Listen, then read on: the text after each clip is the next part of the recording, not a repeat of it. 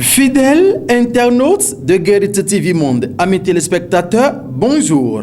Le seul quotidien béninois immédiatement disponible dans les kiosques à Parakou et à Cotonou, déjà à 7h du lundi au vendredi, a encore fourni de croustillantes informations à ses lecteurs semaine écoulée. Voici donc le condensé sur Guérite TV Monde.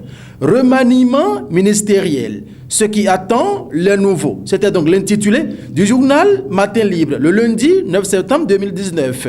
Avec photo à l'appui, Matin Libre nous apprenait: Khekhomen profite du froid entre Talon et le PRD. Abimbola, Karimou, Yayi et Orunla, les écarts et dirait forte présence. Après le remaniement ministériel effectué par Patrice Talon, tous les nouveaux ministres entrant ont pris fonction des mains de leurs prédécesseurs respectifs. Toutes les cérémonies de passation des charges ont eu lieu vendredi 7 septembre 2019 dans les différents ministères. Le retour sur les chantiers et défis qui attendent les nouveaux était à lire aux pages 2 et 11 du quotidien Matin Libre lundi dernier. Dans son deuxième numéro de la semaine, on était le mardi 10 septembre 2019. Matin Libre mettait en manchette « Gestion des espaces verts ». Constat ahurissant à Cotonou. La mairie incapable, le gouvernement s'interpose. Abandonnés et se trouvant dans un état de délabrement avancé, les espaces verts de Weiro et de Misebo ne seront plus gérés par la mairie de Cotonou jusqu'à nouvel ordre. C'est la décision prise par le ministre du Cadre de vie et du Développement durable, José Didier Tonanto, ce lundi 9 septembre 2019, lors de sa descente sur les lieux. À ses côtés, le ministre de la décentralisation, Alassane Seydou, le préfet du littoral et le maire par intérim de Cotonou ont aussi constaté le défaut d'entretien des ouvrages. Le mercredi 11 septembre 2019, Matin Libre, dans sa troisième livraison de la semaine, titre « Interview exclusive avec Angelo Arouamaya.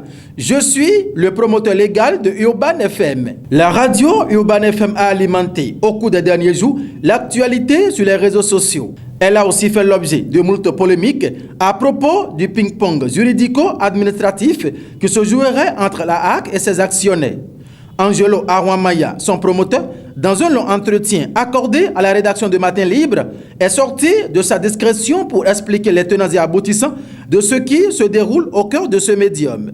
Au passage, on y croise quelques acteurs bien connus de notre landerneau politico-médiatique. L'intégralité de l'entretien de Matin Libre avec le promoteur de Urban FM, Angelo Arouamaya, était à lire à la page 2 du quotidien Matin Libre dans sa livraison du mercredi 11 septembre 2019 et sur le site www.matinlibre.com.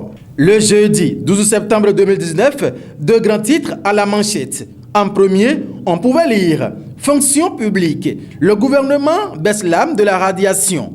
Divers agents sauvés, leur situation régularisée. » À la faveur du Conseil des ministres de ce mercredi 12 septembre 2019, le premier après le remaniement ministériel intervenu la semaine écoulée, plusieurs décisions à caractère social ont été prises en faveur des populations, notamment divers agents de la fonction publique. C'est l'essentiel du point de presse fait par le tout nouveau ministre de la Communication, porte-parole du gouvernement, Alain Orunla.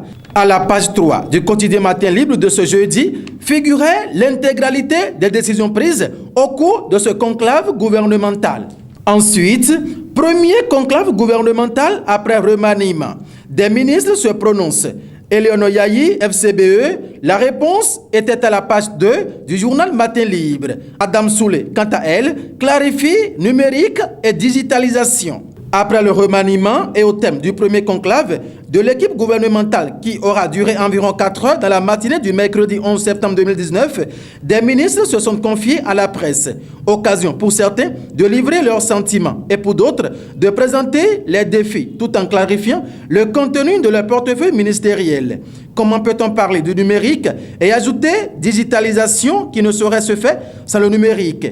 La ministre Aurélie Adam Soulé-Zoumarou a clarifié les deux concepts et montré leur complémentarité. Si de son côté, Jean-Michel Abimbola a répondu aux rumeurs selon lesquelles sa nomination est intervenue comme une récompense à défaut du perchoir du Parlement où il était attendu, Eleonore Yayi, quant à elle, a été laconique et humoriste sur la polémique au sujet de sa supposée proximité avec le parti FCBE, opposition, dont l'ancien chef de l'État Boni Yayi, qu'elle avait servi, est le président d'honneur. Leurs propos, ainsi que ceux d'autres ministres, étaient allés aux pages 2 et 6 du quotidien Matin Libre dans sa livraison du jeudi 12 septembre 2019. Enfin, remaniement ministériel. Pourquoi Talon a fait Samuel Bénin, PRD, UDBN, DUD et FCDB, tel est l'intitulé de sa livraison de ce vendredi 13 septembre 2019.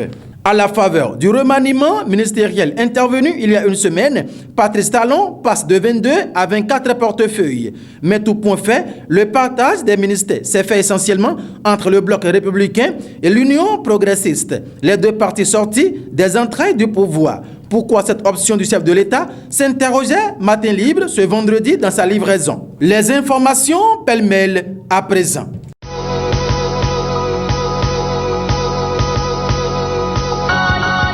Performance, qualité Internet au Bénin.